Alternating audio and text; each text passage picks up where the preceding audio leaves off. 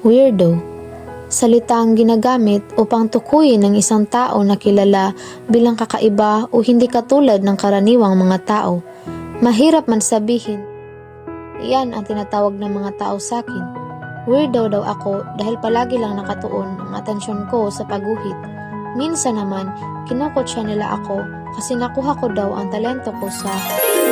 Miss Villanueva, nakikinig ka pa ba sa leksyon ko? Para akong bumalik sa realidad nang marinig ko ang malakas na bulyaw sa akin ni Sir Arthur. Yan kasi, palagi nilang nagdo-drawing, susunod ata sa yapak ng tatay. Tumahimik na kayo! Nang matapos ang diskusyon ni Sir Arthur, napagpasyahan ni Astraya na mamalagi lang sa silid-aklatan upang tapusin ang kanyang iginuhit. Kung minamalas nga naman ang weirdo, bakit ba palagi ka nalang pasulput-sulput ha? Marinig kong kutsa ni Chloe sa akin. Ano naman kung ikaw yung nauna? Ayokong makita ang pagmumukha mo. Ilang oras ang lumipas. Makatapos ang insidenteng yon, uwian na kaya napagpasyahan ni Astraya na maglakad pa uwi. Kahit tutol ang kanyang nanay dito, patuloy pa rin niya itong ginagawa kasi naniniwala siya na habang siya ay naglalakad, napapawi ng hangin ang mga masasakit na salita na nakukuha niya araw-araw. Habang siya ay naglalakad, hindi niya maiwasang mapatingin sa kulay kahel na langit at simutin ang sariwang hangin na tumatama sa kanyang mukha. Ngunit ito'y natigil nang may nasilayan siyang isang matandang bulag na nagbabadyang tumawid sa daan, kaya walang pag-aalinlangan nilapitan niya ito. Nay, bakit ho kayo naglalakad ng mag-isa? Baka ako mabundol kayo ng mga sasakyan. Naku, Ineng. Tatawid lang sana ako. May nakita kasi akong pagkain doon. Nay, tatawid ka rin naman po. Sasabayan ko na lang ho kayo. Kakain rin kasi ho ako sa tapat kasi nagugutom ako. Libre ko na rin ho pagkain niyo para di ka na po magutom. Matapos silang kumain ni Nanay Ruth, nagpaalam na sila sa isa't isa. Laking pasasalamat ni Nay Ruth kay Astraya sa kabutihang loob nito. Nang tumingin si Astraya sa kanyang cellphone, napagtanto niya ang oras at napagdesisyonan niyang umuwi na. Pagkadating niya sa bahay, nasilayan niyang wala pa ang kanyang nanay, kaya napagdesisyonan niyang matulog na lang. Habang siya ay natutulog, hindi niya napigilan hindi umiyak habang iniisip niya ang guhit na ipinunit ng kanyang kaklase. Kinabukasan, nailimpungatan si Astraya dahil sa sinag ng araw na tumatama sa mukha niya. Kaya bumangon na lang siya. Habang siya ay bumabangon, kusot-kusot ang kanyang mata. May lalaking nakatalikod ang nahagip ng kanyang mata kaya natauhan siya. Inanong niya ito kung sino at nang humarap na ito, tila na estatwa siya nang makita si Hiro. Sino ka? Paano ka nakapasok dito? Buti, nakagising ka na. Teka nga lang, paano ka ba nagkatotoo? Takang sabi ko. Wala rin akong idea paano.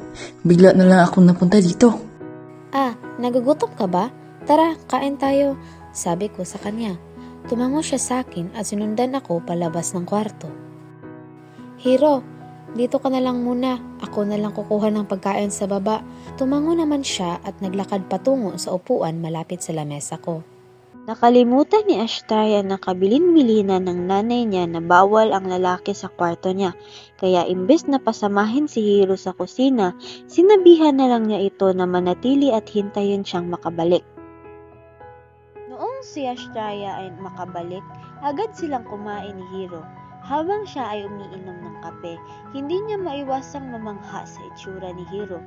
Mula sa matangos nitong ilong na pwedeng magpadulas ng piso hanggang sa mga mata nitong tulad ng piraso ng esmeralda sa gitna ng katahimikan. Astraya, okay ka lang ba? Ha? Sorry. Ito pala pagkain mo. Nga pala, saan ka tutuloy ngayon?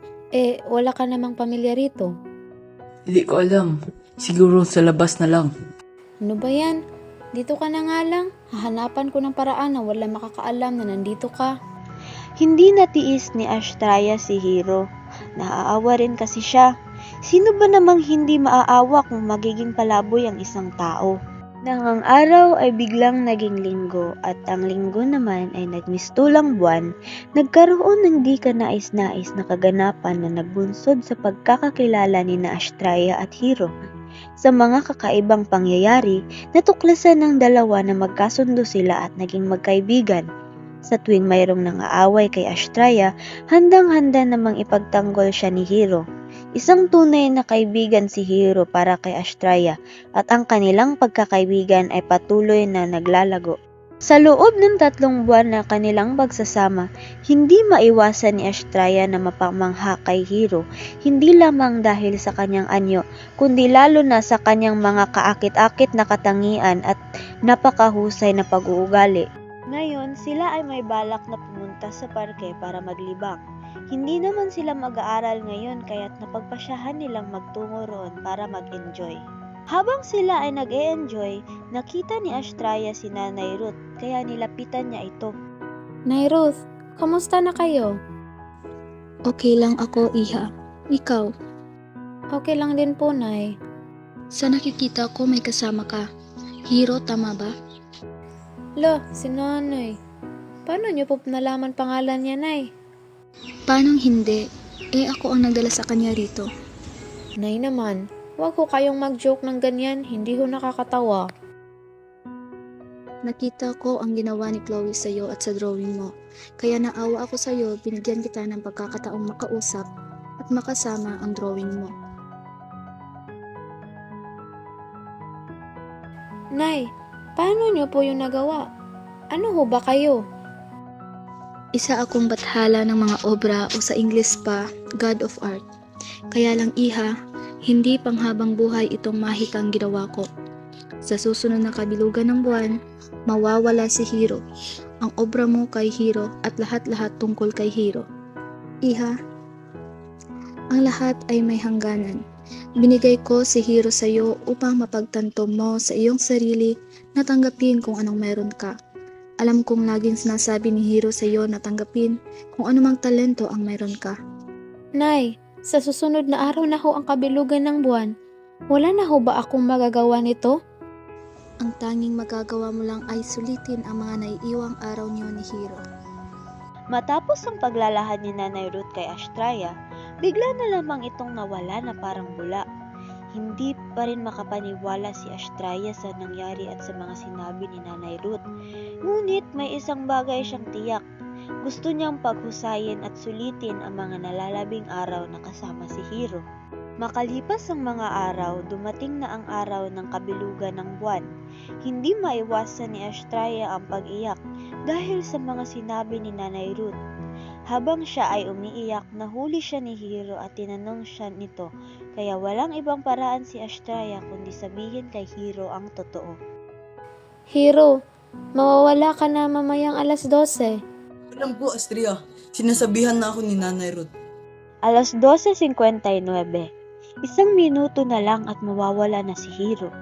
Dahil sa pabugso-bugsong damdamin na nararamdaman nila, hinawakan ni Hiro ang bewang ni Astraya at hinalikan niya ito, na sa pagdilat ni Astraya, wala na si Hiro sa kanyang piling. Nagdaan ng ilang taon, isinaulo ni Astraya ang mga payo sa kanya ni Hiro at nagtagumpay siya na maging isang arkitekto. Isinasaulo niya ang palagi na sa buhay, may dumadaan na mga anghel na nagbibigay liwanag sa dilim ng ating landas. Subalit gaya ng mga bituin sa gabi, sila'y agad ding naglalaho.